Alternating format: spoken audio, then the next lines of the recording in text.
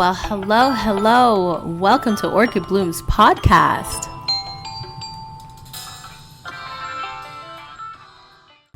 Welcome back, bloomers. I am your host, Orchid Brown, with Orchid Bloom's podcast. You can find me on TikTok, X, and Blue Skies at Orchid I Brown. Don't forget to follow our business social media pages, Orchid Bloom's YouTube channel, the Ambitious Obsession Network on Facebook, the Ambitious Ops on Twitter, and the Ambitious Net on Instagram. If you have enjoyed the Orchid Blooms podcast over the years and have donated last week on DonateTree/Orchid Blooms, I wanted to take this moment to thank you for your support and your donations. I truly appreciate it.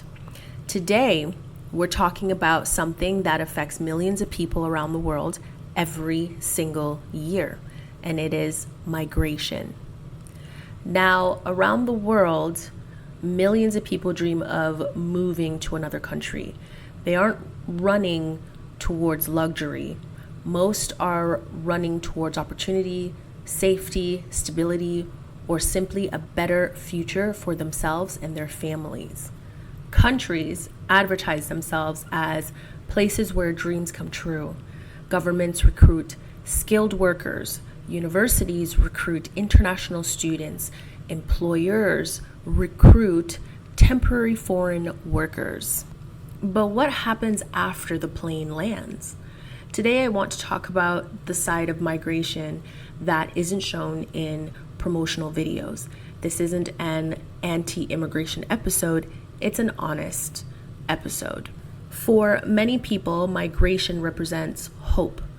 Hope for a better job, hope for a better healthcare, hope for safety, hope for education, and hope that their children will have opportunities they never had. Countries promote themselves as places where dreams become reality. Governments recruit skilled workers. University recruits international students. Employers recruit temporary foreign workers. Advertisement and immigration websites often showcase vibrant cities, diverse communities, strong economies, and endless opportunities. For many people, that dream is real. Migration can absolutely transform lives for the better. It has done so for countless people across generations. Many migrants build successful careers, raise families, buy homes, start businesses, and contribute immensely to the countries they now call home. But there are other sides of migration. We will discuss the opportunities, the sacrifice, the promises, and the realities, because migration isn't simply moving to another country, it's rebuilding your entire life.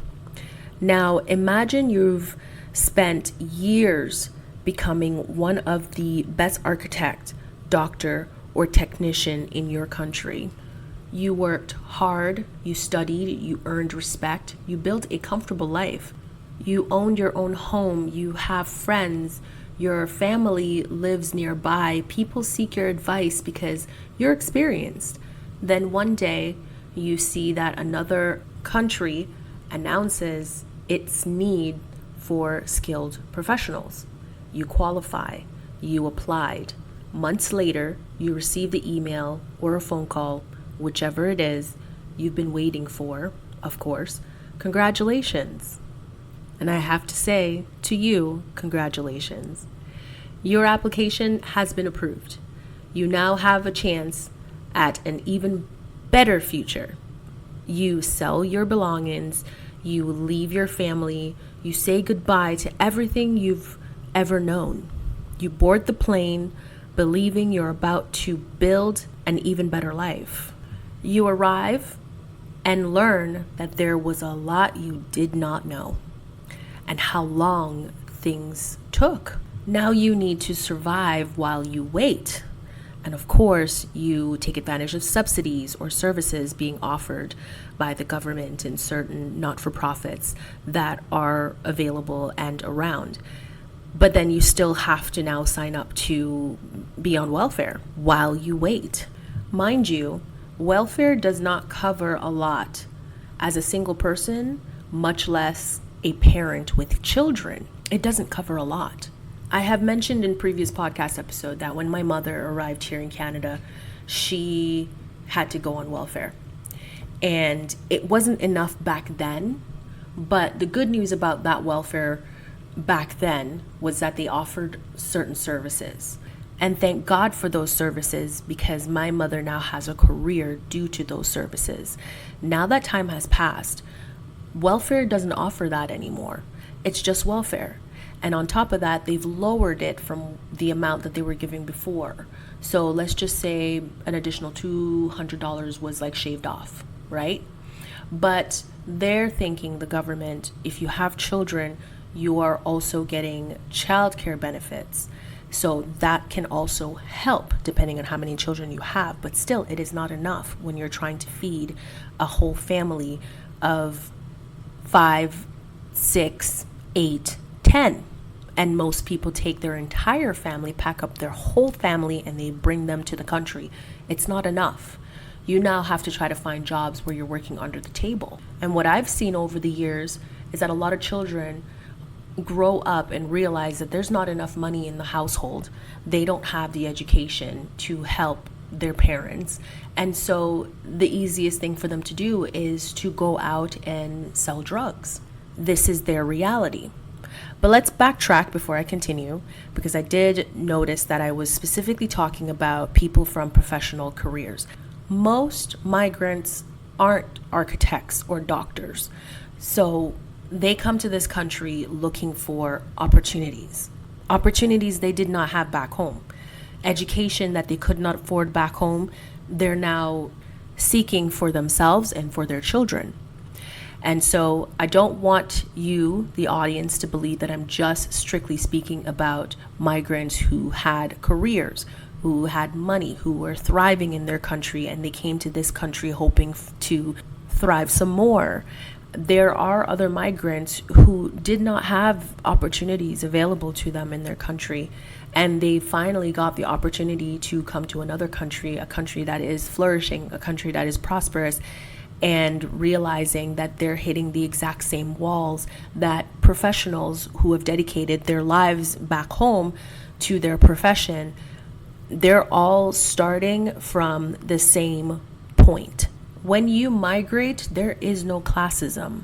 There is not one culture is better than the other. You're all starting at the exact same point. Who you were in your country no longer matters in another country. So if you were dirt poor, abused, went to hell and back, that is not going to matter. And if you were super successful, doing the most in your country, your family was thriving, everything was good, you didn't even need to leave. You were still starting at the exact same point. Of course, the successful individuals or families that did thrive in their country and they came to another country, they came with a bit of money in their bank account. But they soon learned that that money disappears very quickly. And so they have no choice but to go on welfare, just as the other people who came with nothing, just the clothes on their backs. That's all they brought. At the end of the day, your success is going to be determined on your resilience.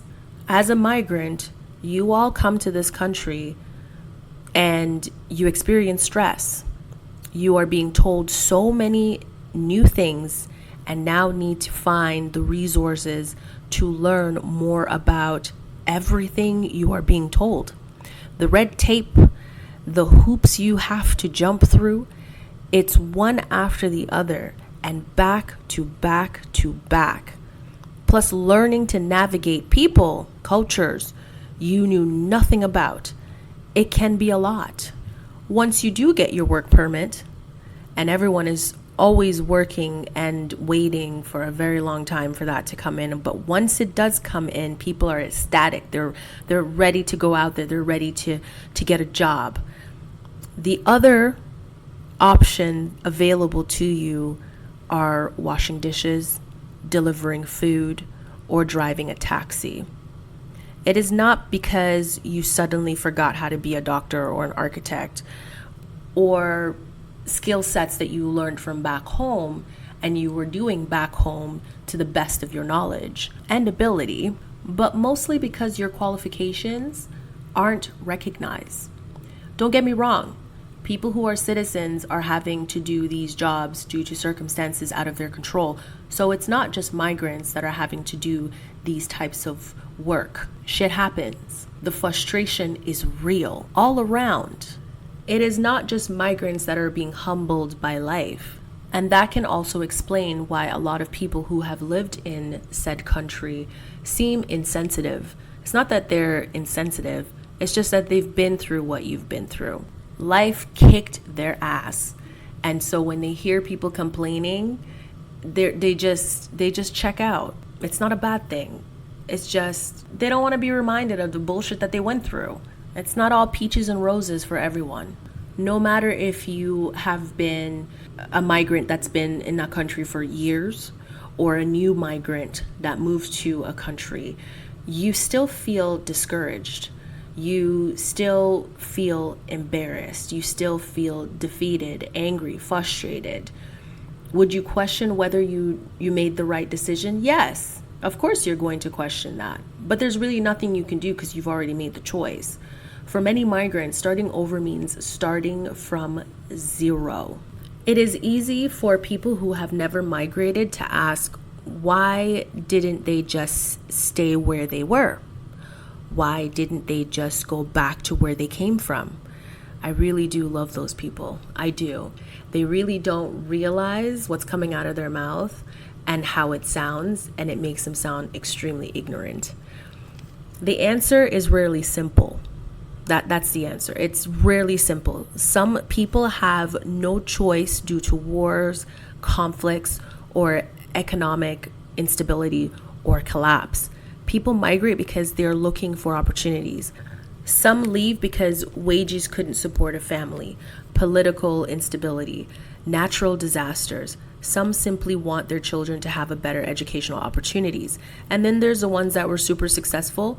Their wives or their husbands moved because they were looking for better opportunities, and they had to abandon everything that they had to now move to a different country and have to start from scratch. They have to build everything back up from scratch. Others fall in love. Some want adventure. Migration isn't always an escape. Sometimes it's a choice. Sometimes it's survival. Sometimes it's both. Nobody leaves behind an entire life without believing there is something better waiting for them. That hope is powerful. Sometimes it's rewarded. Sometimes it's tested. The migrants aren't stupid for choosing to migrate to a different country. They're not. And as much as people who have never experienced migration, especially people within that said country who like to make up stories or fantasies in their heads about their lavish lifestyle outside of their country because deep down they don't like their own country. Very odd. I've met those people before. They were saying to me stuff like, oh, why would you leave Jamaica to come to Canada? And I'm looking at them like, why would you say that? And they're like, oh, you get to be in the tropics. It's so warm and it's so cozy. Like, why would you come to Canada? There's snow. It's cold. Like, it's not even that great. And these are Canadians. And I look at them and I said, do you have a job? And they go, yeah. I'm like, do you own a house? They're like, yeah. I'm like, do you own a car? They're like, yeah. I'm like, do you have children, grandchildren? Are you all flourishing? And they're like, yeah. And I'm like, what kind of question are you asking me? What makes you think that just lying in the sun is all that people want out of life? Yes, the beaches are great in Jamaica, don't get me wrong. And the people are amazing as well. But if there's no opportunity for you to work and to pay your bills and to cover yourself and to support your family, why would you ask me such a question? And they're like, well, I mean, it's just nicer. And I said, yes, because you go to Mexico every year for 6 months out of the year or 3 months out of the year, and you live down there, right? Where's the money coming from? And they're like, well, I work and I saved up for it. And I said, well, you have that opportunity to do that. A lot of people in other countries don't have that opportunity to do that. They're not making enough money to be able to be lying on the beach, getting a tan, and eating whatever food they want, and drinking however much they want, and walking the beach, and doing all these rosy, wonderful things that you guys get to do when you decide to be snowbirds and fly out of your country when it's cold to go to a warmer country, and you just lived and coast. Yeah, it's great, but people don't have that kind of money. So if they're moving from somewhere warm, somewhere exotic, somewhere you would love to be, maybe there's a reason. Could you survive in a beautiful, warm country with beaches and everything with no money? How are you expecting to feed yourself? How are you expecting to put shelter over your head? And they just looked at me dumbfounded, like they never thought about it. They just assumed that if you're in a tropical place, like life is good. It's airy. You don't have to worry about a thing. Again, it's a stereotype that they have of Jamaicans, airy man, we have no worries. Yeah, we have worries. We got bills to pay. We got kids to feed. There's, we got to pay for education, So what do you mean? Why would people leave such a beautiful place to come to a place and struggle in the cold if there was opportunities back home? Think about it. Think real hard. But most migrants say it in a nicer way.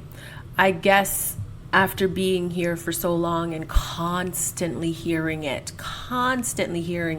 you kind of get annoyed. Yeah? It's really annoying. But we got to go with it, because not very many people think about life outside of their space. Now let's look at it from the government side. Every country wants to attract talent, and there's nothing wrong with that.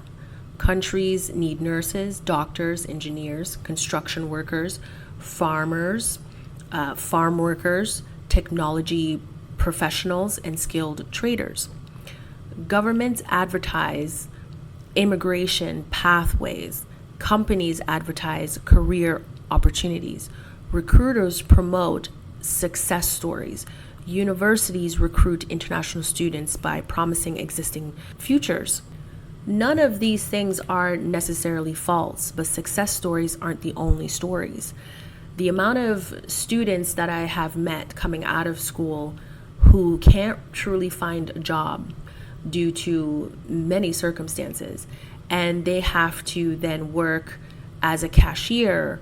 And it's weird because I've met so many, some of them have PhDs, for Christ's sakes, doctors, like it's weird. And I would see them working at a cashier at McDonald's or Tim Hortons or something. And I'm just so confused as to why they couldn't secure something in their field after studying in said country. And you would overhear their conversations about thinking that maybe it's best for them to go back home because there aren't any opportunities. They came to this country, they paid how much money? And mind you, the amount of money that citizens or people of permanent residence pay to go to get an education here, it's not the same amount of money that international students have to pay. I remember back in the day where, when I went to university, it maybe cost me as a citizen of this country about $30K. But the migrants had to pay 60, sometimes 80 to be able to get an education. And I thought that was so odd. Like I understood that, it's double because you're not a citizen, you're not someone that's been in this country for a long time. But this is something I didn't know being in this country because I came here young. So listening to these stories from actual students who are coming out of pocket, like they have loans that they had to open up in their country. Their parents had to go into debt to send them to school in a different country, in a country that's supposed to provide opportunities. And the fact that they did all that education, the parents are still working their asses off at home trying to pay that loan, hoping and praying that now that their kid has graduated, they'll get a good job and they'll be able to at least send some money back so that they can pay that loan to survive and to thrive. And they can't. They genuinely can't. And people don't want to have that conversation out loud. They just don't. And I was like, listen, this is something that needs to be said. People need to hear this. I am learning this from students that I was sitting in a university class with, looking at them going, I'm sorry, what? How much does your parents have to pay to send you to school? And they're just saying it nonchalant. And I get it. There's so many international students that I was surrounded by, but this was the first time that I truly heard the amount and thinking to myself, listen, you would not catch me spending that kind of money with no guarantees. You would not catch me. But again, I'm speaking from a place of privilege. As much as, I would like to think that I'm not as privileged because I work my ass off and I have to be resilient and I have to keep fighting back, and the amount of garbage and bullshit that I have to deal with just being a Black woman is insane. Let me pause there and continue with the podcast episode. There are so many students sincerely contemplating going back home to a situation where they may not get the opportunities that they're looking for back home, but it's better than being here. Too many of them are saying the exact same thing. Too many. I have even met people that have been recruited to work in a company or work as a farm worker, and I've sit down and have conversations with them as well, just saying, how is it? And they had to be honest with me and say that they hate it. People don't want to talk to them. They look at them like they're parasites who came to their country to steal all their resources and suck them dry. And I said, yeah, I remember that. I remember the first time my mom first came to Canada, and she'd just be walking down the street and some person would spit and tell her, go back to your country. And I've experienced that myself, coming out of university and just standing at the corner of the street waiting for the light to change so I can cross the street, and some dude pulls over with his truck screaming, "Get the fuck out of our country, you're here to suck up all our resources." And I said, yeah, we're all used to this.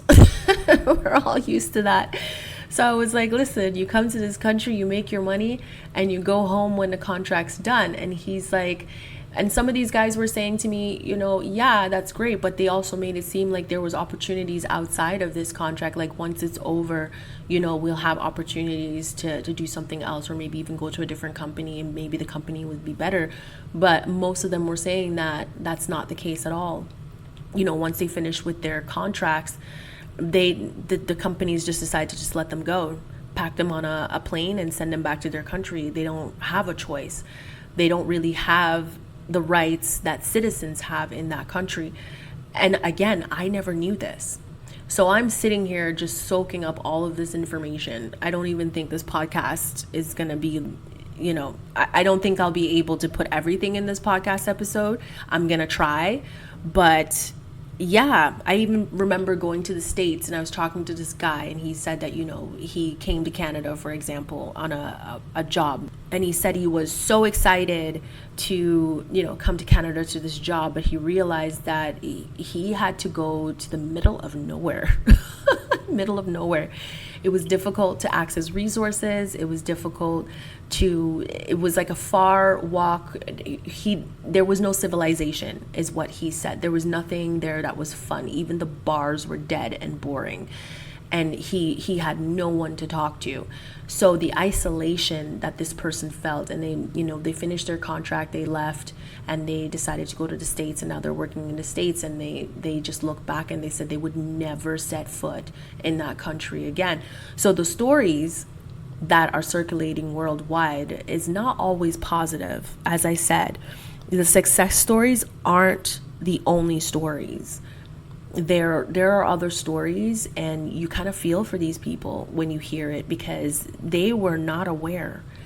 They were told a dream. They were told a dream, and they came to the country and realized that the dream was a lie. Governments and companies aren't obligated to tell you that you're going to be lonely, that you're just a workhorse. You're being brought in, they're paying you a good amount of money. All you need to do is work. You don't need to socialize, you don't need to go out and have fun. You don't even need to make friends. All you're here for is just that. They don't tell you that. They don't tell you that when you get there that you don't have access to the same resources that other employees have or other students have or anything. You still have to work your days off. You don't get that option. You don't get to say you can't work today. That it's not an option for you. You have no choice but to work. You're a workhorse. That is it. No one talks about this. I could even go further. You will never be promoted.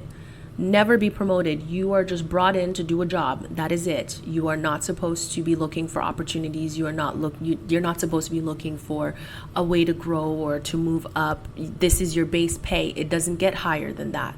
That is it. This is your contract. This is how long you're going to work. We expect you to do the work well. This is the amount of money we're giving you. It doesn't go up. It doesn't go down. This is just it. You don't get to act privileged, because as soon as you start showing your ass, they're going to pull that contract and ship your ass right back to where you came from. Government and companies don't have to tell you that. They don't. What often gets left out is just how difficult these first few years can be. Nobody tells you how lonely it can feel. Nobody tells you how lonely it can get. Nobody explains how expensive it can be. Nobody explains that your education may not automatically be accepted. Nobody tells you how emotionally exhausting it is to constantly prove yourself. People often hear we need skilled workers, but they don't always hear we also require licensing, examination, local experience, professional references from said country, language assessment, and years of additional steps before you can work in your profession. Migration isn't simply changing your address, it's rebuilding your identity.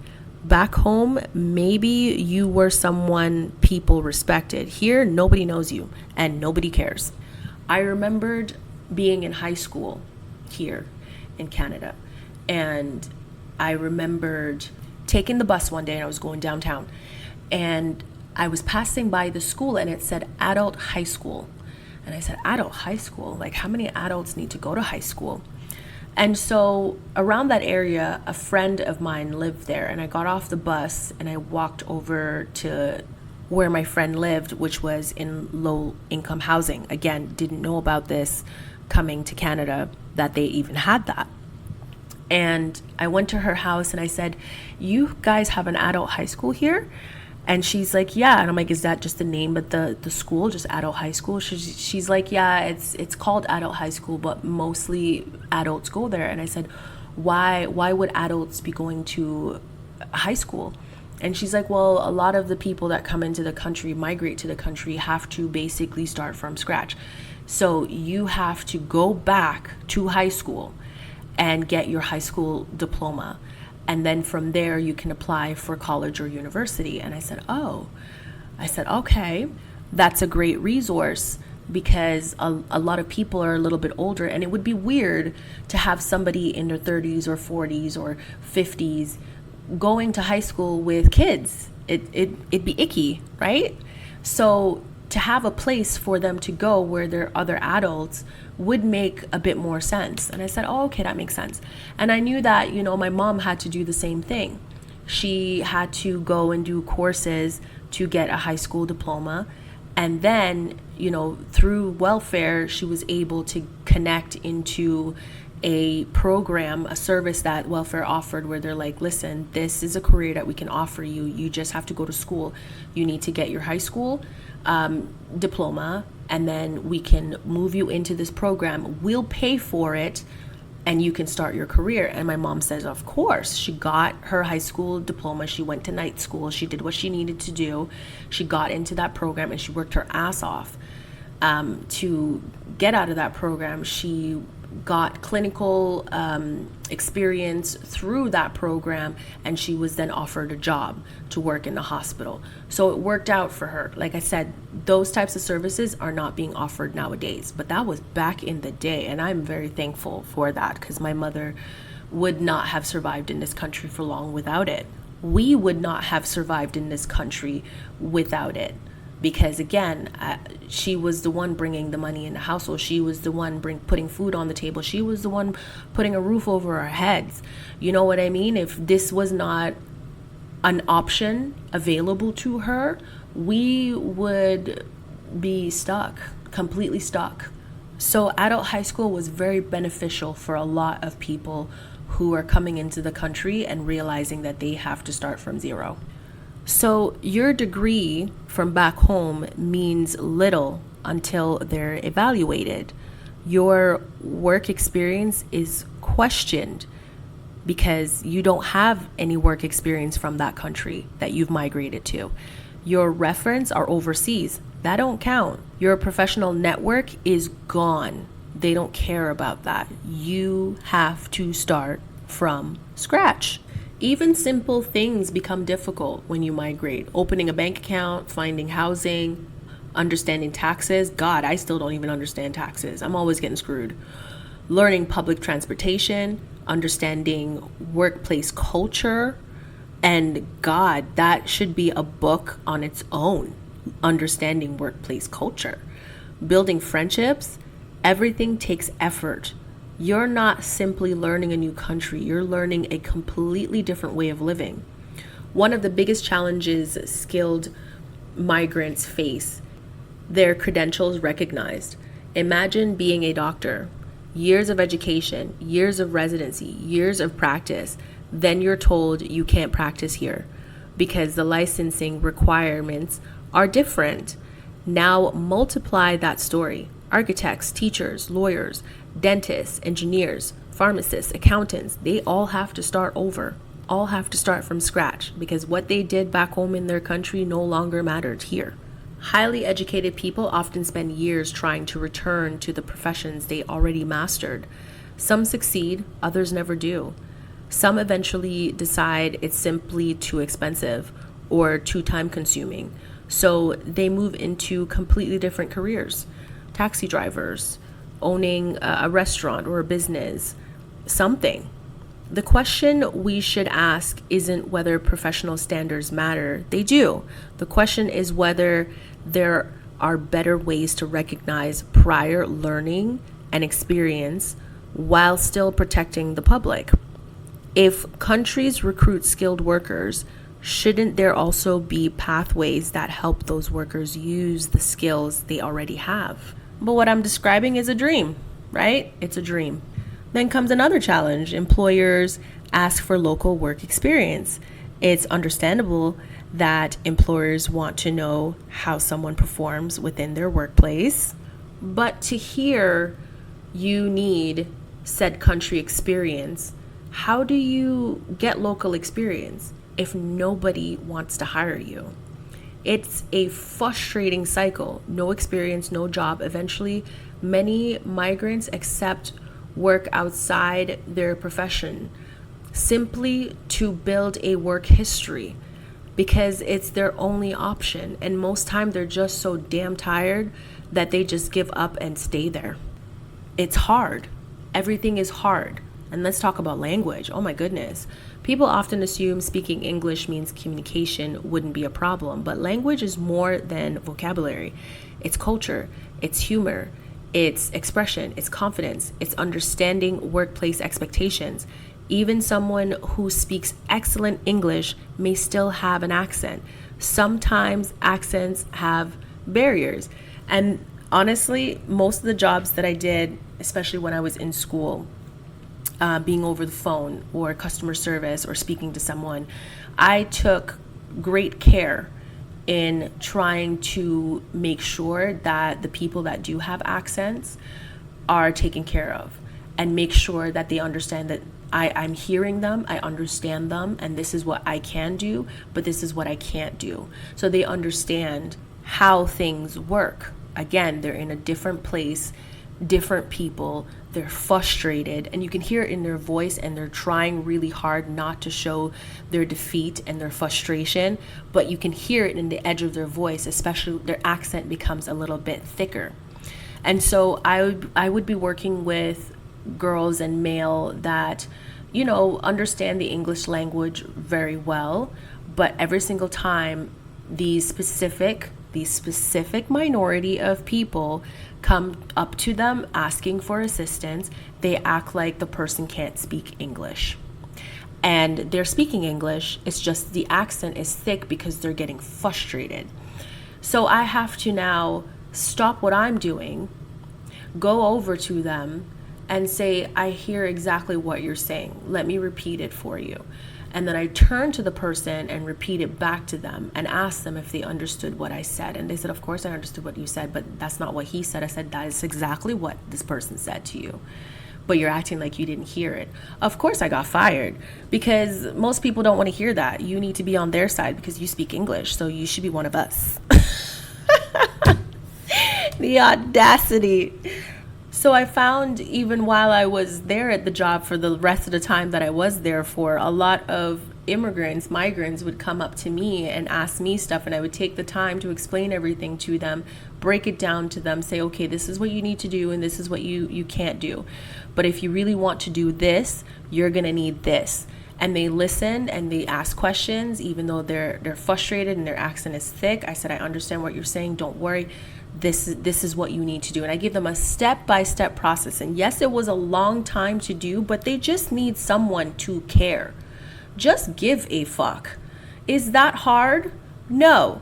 But again, some people like to feel like they're so superior to other people because they are from that country and they're so privileged and so special. I don't have time for that. Listen, when I see these people, I see my mom.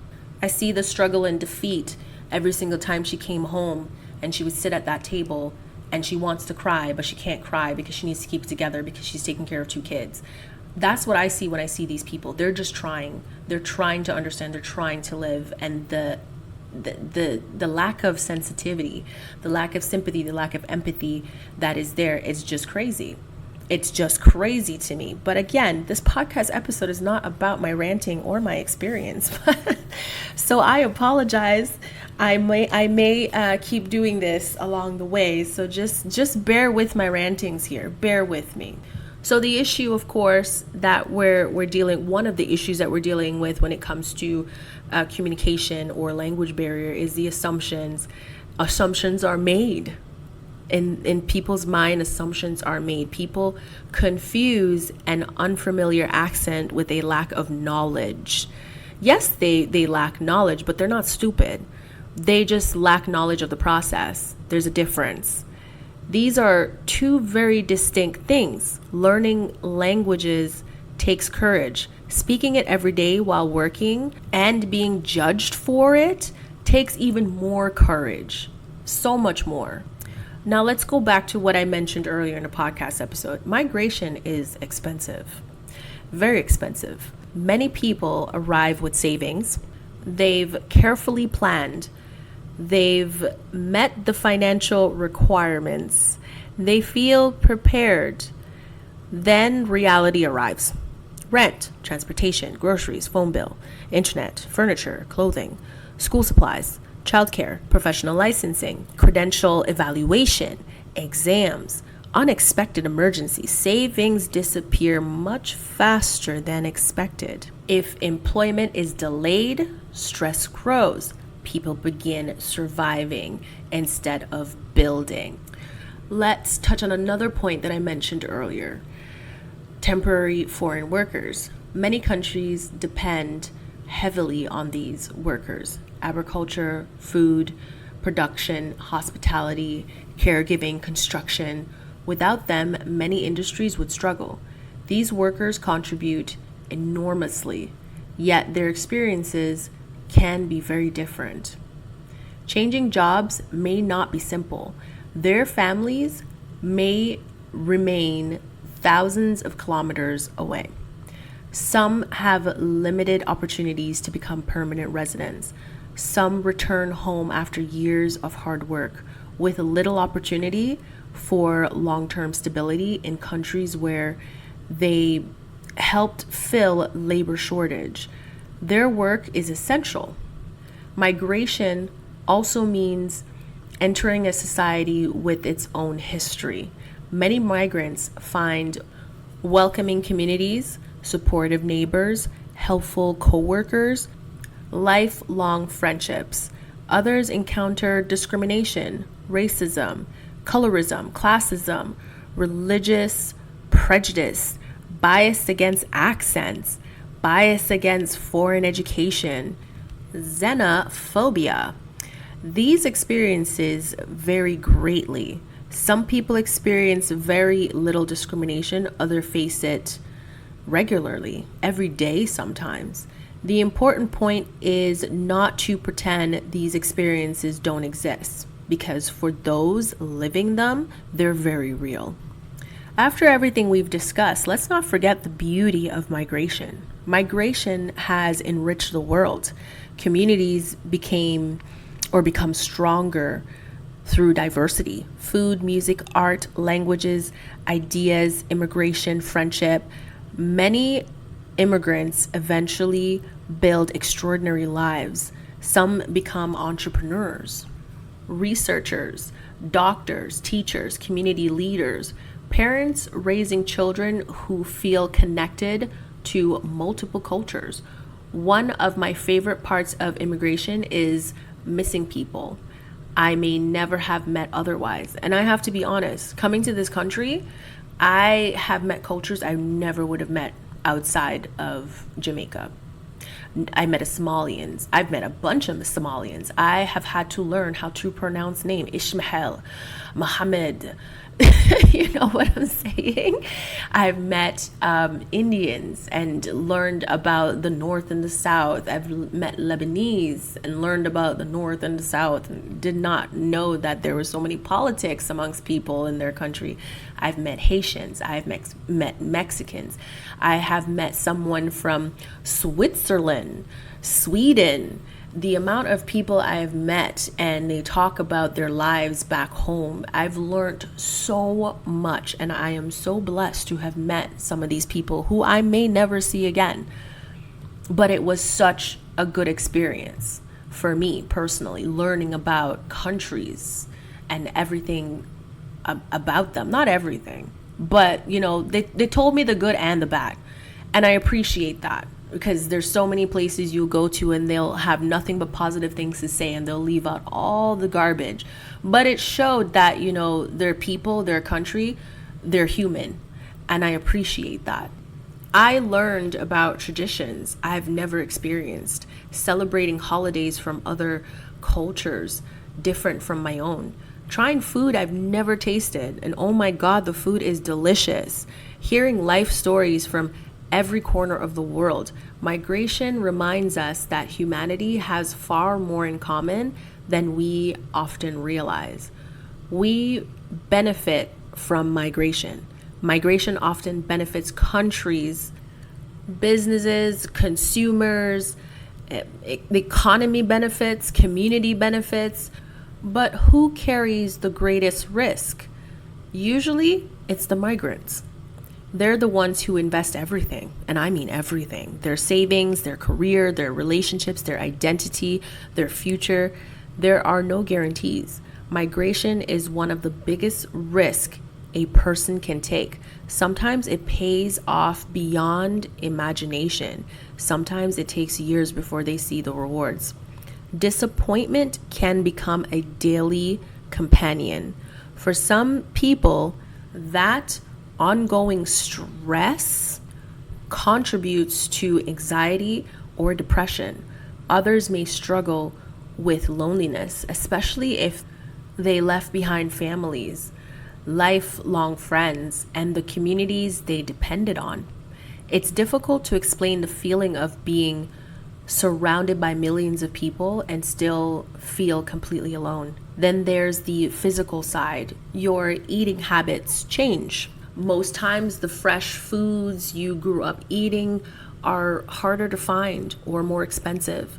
You rely more on processed or convenient foods because they're affordable, available, or fit around multiple jobs and long commutes.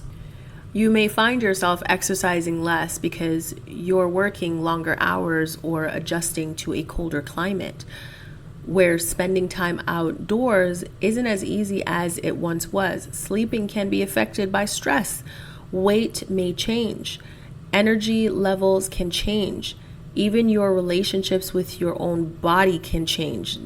I have met so many people who first migrated to a country and they gain a lot of weight, something that they're not used to because back home they never had that problem. Again, they were always eating clean, fresh foods, not processed foods, which most westernized country have a ton of. And so thankfully I was never one of them when I first came to this country, and neither was my younger brother. I guess it depends on the age. But I know that I experienced a lot of skin condition where spots would show up.